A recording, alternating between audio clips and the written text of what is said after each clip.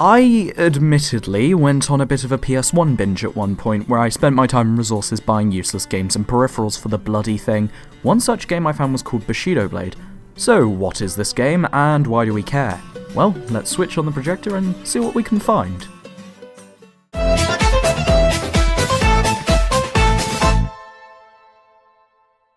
Bushido Blade is a 3D fighting game developed by Lightweight, now renamed to Bergsala Lightweight, and published by Squaresoft, who we of course now know as Louis Vuitton, Square Enix. It was published in Japan on March 1997, and to put that release date into perspective, Bushido Blade would have released a month after the Japanese arcade release of Street Fighter 3, and a matter of days before the arcade release of Tekken 3.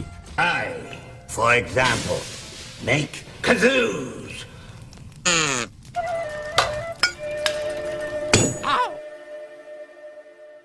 This game was in fact the first thing Lightweight had ever developed, and while their Wikipedia page is a bit small compared to other developers, or Lightweight for that matter,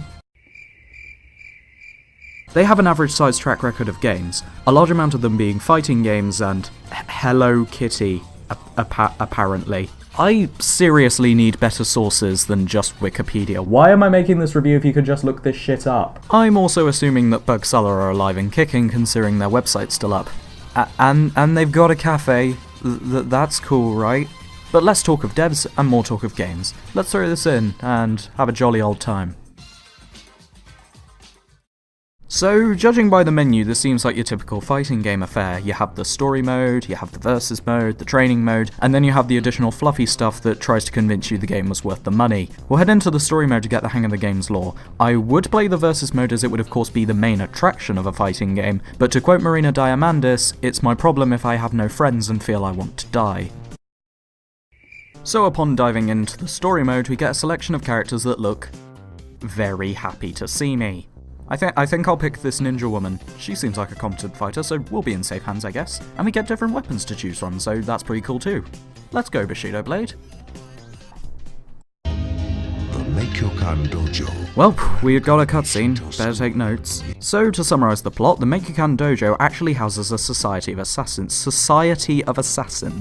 called Kage, and whichever character you picked is a member of Kage that attempts to leave the dojo grounds, which breaks the pact of secrecy and basically makes everyone kill you. This cutscene is the same each time and is then followed by a unique character monologue of their justification to leaving the compound. While there are a few plot bits here and there, for the most part that justification is that they want to not die. I think that whole not dying business has a lot of plot relevance here. I don't know, I didn't read the manga, or what have you. Though I believe I spent more time than necessary explaining this cutscene to you guys, considering every fighting game plot is just a catalyst for Japanese dudes in funny outfits to start hitting each other with sticks. Yeah, I think I got this down. Would you mind taking a look for me? Now, love, I never considered myself an expert in fashion, but don't you think you're a little bit overdressed? So the controls seem pretty simple so far. The D-pad moves the character in what feels like a 2.5D plane, triangle, circle and X do high, mid and low attacks, and square does parrying. I also found from some fiddling around that L1 actually lowers your weapon and lets you run around the arena, which is a really nice touch in my opinion. I honestly think we need more ease of maneuverability like this in fighting games that makes it feel more open and organic. Mikado. Gomennasai. That is a death that I am unable to take seriously. What position is that? Is she dead? They look like siblings and one just got pushed during a feud. Another thing I noticed is that it takes a while until these extravagantly dressed sods stop talking and attack me. So the whole thing got a bit easier when I just got the drop on them and... Shit. Some clean fight, huh? I'm failing to comprehend this character design and fashion sense here. It's okay, it's dead.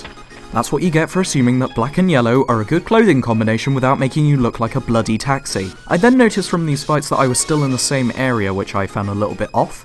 Where are all the vibrant environments to battle in other than Shadow Moses Island? But after slashing blue exoskeleton bloke and red shadow getting mildly triggered, we end up in a city and she jumps down a well. When I wanted a new environment, I don't think sewer was that high on the priority list. And this is accompanied by the widest pelvic motions I've ever seen a person perform while walking. And so, after this bloody and beautiful exchange here, our next fight is...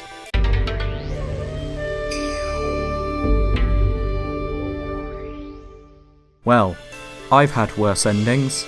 I played Firewatch. Something must be missing here, surely. That only took me around 7 minutes. There must be some source somewhere that can aid me in this predicament.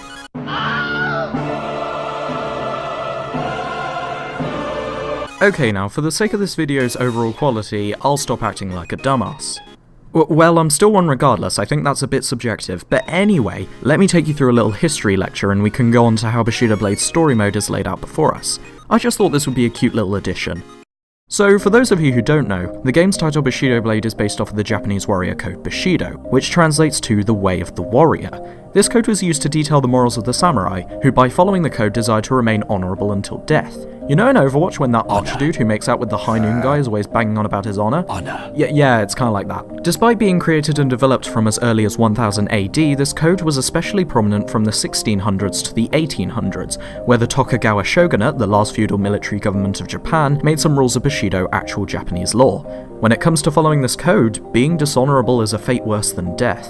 Now, where does this all fit in with the game? Well, upon referring to the manual, the game actually punishes you for being dishonourable in-game and not following its special little rules in order to keep the format of its gameplay consistent. And as such, fighting dishonourably would not allow you to see the secrets of the Kage unfold. Or in other words, you're playing this game properly, or we're cutting off a large amount of the fights in the story mode, and the actual ending. The character we chose, Red Shadow's main goal is to kill the Mikukan dojo master Hanzaki, and to stop her mentor Utsusumi, one of the other playable characters, from fighting Hanzaki, otherwise they just end up killing each other. Cause, you know, double teaming Hanzaki would have been a terrible idea. Or it would have been dishonourable, I really don't know. However, the game cut us off after fighting and defeating Utsusumi in the sewers, meaning that Red Shadow was so dishonourable to the Bushido code she was disgraced and unable to fight Hanzaki or any of his assassins. Judging from the runs I had played before and anything I was able to find on GameFAQs, the most basic rules I could find were as follows. Rule 1, do not attack opponents while they're talking. They haven't got into their battle stance yet, and I assume that's rude.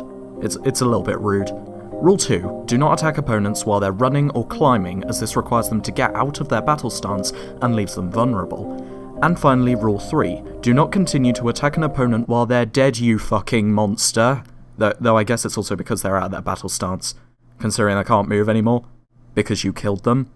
You prick. And upon following these rules, you can successfully trap yourself in a moral pact from hundreds of years ago, but nonetheless, I decided to do an honourable run as the second character along Tatsumi, a student at the dojo that wants to essentially not die. I killed all the characters from the roster, including Red Shadow, bless her soul, and Kanuki, who was in the sewers instead of Utsusumi. It was also from here where I discovered I can go to areas other than Shadow Moses Island, as I have the ability to run away from my opponent, and if they follow me, we transition to a different area, such as Oriental Shadow Moses Island. Another nice little touch, as there's quite a large map to explore, but in the end you're still beating up people, so it doesn't affect that much. After an encounter with some gun brandishing tosser, we discover Hanzaki, the dojo master, is indeed sending assassins from Kage to obstruct our quest to not die.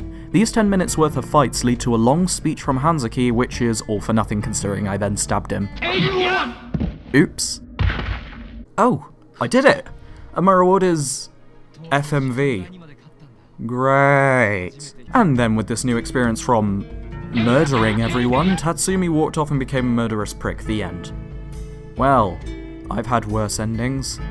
I played Life is Strange. But hang on, it doesn't stop there in terms of things to do in the story mode, as if you look in the manual, you actually get a map of the compound that you can use to run away from your opponents and head straight to the sewers. I thought I'd just give it a small mention, as it doesn't change much of the story mode's second half, but it gives you an alternate FMV cutscene if that's your thing. Another little touch is the alternate ending requires the player to not die once, which if violated is represented by a bandage covering the character's eye. Yummy. From the open map, to the freedom of movement, to the honor system, it seems like Bushido Blade tried a lot of new things for a fighting game. So what's it like in terms of actual core fighting mechanics? Well, leave someone who's only played a handful of fighting games to tell you. Seriously, I'm like the least qualified person for this review. I'm only talking about it because I found it a little bit interesting. Well, first and foremost, notice anything strange about this interface here? The lack of interface. Bushido Blade is a fighting game that doesn't give the players a health bar or a time limit. Instead, it wants you to take it slow and be careful and delicate. But how do you get kills without a health bar? By making a single deadly blow. See, in combat, when a weapon or character sparks green, that means the hit was blocked. If the spark is white, the weapon's hit and deflected from each other. If the spark is orange, some damage was done to your opponent that will make it easier for the last effect, drawing blood. the fatal move that kills your opponent, and with the right amount of precision, you could end matches with a single stab in a matter of seconds. The orange sparks are also helpful for getting kills as the game lets you damage limbs to gain an advantage, be it breaking your opponent's arm so they fight one-handed, or have their legs weakened, forcing them to crouch down and have their maneuverability affected. However, the upside of breaking your legs is you can press R2 and do this.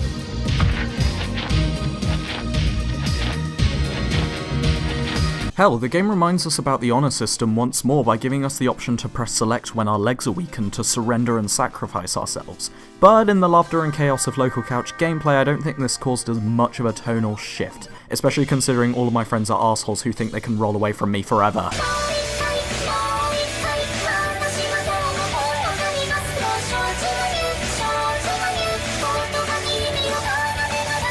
This game also presents a, while slightly unintuitive, and easy to remember combo system. Basically, using R1 and R2, the player has the ability to raise and lower their weapon and stance, changing their center of gravity. This is called motion shift in the manual and is used to take a more realistic approach to combos, apparently. You have the ability to blend these stance changes with attack buttons to perform different commands, such as lowering and raising your stance quickly to jump, lowering your stance and then using mid-attack to use your sub-weapon, or lowering your stance twice to throw dirt in your opponent's face to blind them temporarily. A command I love doing as much as rolling. Only issue I have is that the controls are a little clunky and aren't really suited for playing by reflexes and instincts, but I feel that's to preserve the slow and careful gameplay Bushido Blade was aiming for. It does lead to some frustration though, such as it being difficult to land hits on an opponent that runs frequently, or kills and orange sparks feeling accidental and unsatisfying. The game wants to be slow, but it can feel too slow. If you want the simplistic conclusion, I don't think the game's basic combat has aged all too well. It's about as sluggish as the first two Tekken games as much as I like Tekken 2, or even more sluggish for that matter. Now in terms of modes and content, Bushido Blade has a fair amount of odds and ends to fiddle with. We have the story mode as mentioned, which encourages you to try out all the characters and unlock their FMV cutscenes, if that's your thing. The versus mode, which despite slow gameplay is extremely fun and chaotic when I play with friends thanks to messing around in the open levels with the free run button held down. Slash mode, a single player mode where the player must kill 100 enemies using the katana without recovering from any damage they take. The training mode, where you can choose your CPU opponent and play around with infinite lives. And interestingly enough, POV mode, a mode where you play in first person. It's a little clunky and restricts the field of view, but it just makes the game that much more interesting to me in terms of what they try to experiment and achieve. Not only that, the POV mode can be played with another player using a PlayStation link cable, something I'm assuming wasn't used much considering it required having 2 PlayStations, 2 copies of Bushido Blade, a link cable, and 2 TVs. Also in the options you could set the likelihood of attacks and collisions causing characters to fall over, which made rolling even more of a blast. But should you pick this up? Sure, there's a lot to be explored here. It introduced so many new concepts that I honestly want to see tried again in today's fighting games. Not a replacement, mind you, considering 2D fighters are fine as they are and many players are accustomed to the game feel they provide. What intrigues me the most is what you guys think of Bushido Blade's concepts and mechanics, whether you played it before or you picked it up after this review, I don't know. That's the main thing I want to take away from this discussion. Do you like the concepts that Bushido Blade introduces, and do you think they should be reused and refined in more modern games? Regardless, thanks very much for watching, listening, or what have you. I'm Strange Guru, and it's now time to commit brutal murder with a sword.